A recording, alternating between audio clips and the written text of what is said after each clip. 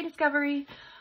So positive discipline is all about kind of the big picture with our kids, and it's about empowering our children in the long term and teaching them the life skills that they're going to need as they make their way through the world.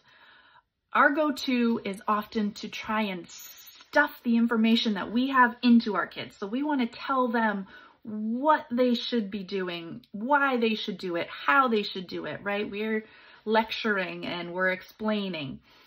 And it's not always the most effective way to communicate with them, right? So when we're talking a lot of times our kids zone out, right? They're not totally listening to us.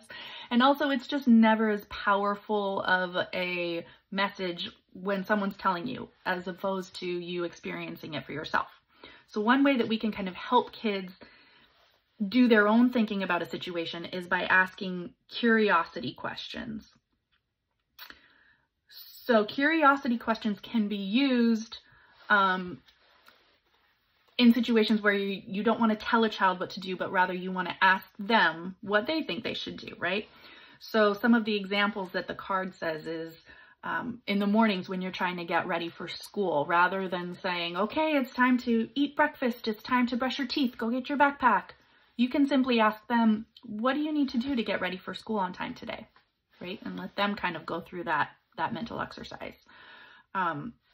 With sibling fighting, rather than playing the referee and saying, oh no, your sister had that, give it back to her, or take turns. You can simply come with your kids together, sit down and say, how can you and your brother figure this out, right? You're giving them some ownership of the situation and the opportunity to practice a lot of these life skills rather than just being told what to do. My favorite phrase to use on campus is, what's your plan? So this can be used when a child is not on task and you're trying to sort of help them focus. You can say, so your teacher asked you to work on this assignment. What's your plan for getting it done? Right? You could say to the child that doesn't want to come in from recess, oh, I can see you're still shooting baskets. What's your plan for getting the ball back to the equipment bin? Or you have markers out. I don't think we're using markers. What's your plan for those?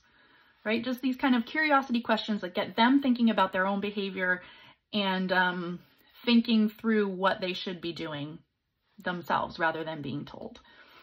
These curiosity questions are also just so great to use in conversation with your children.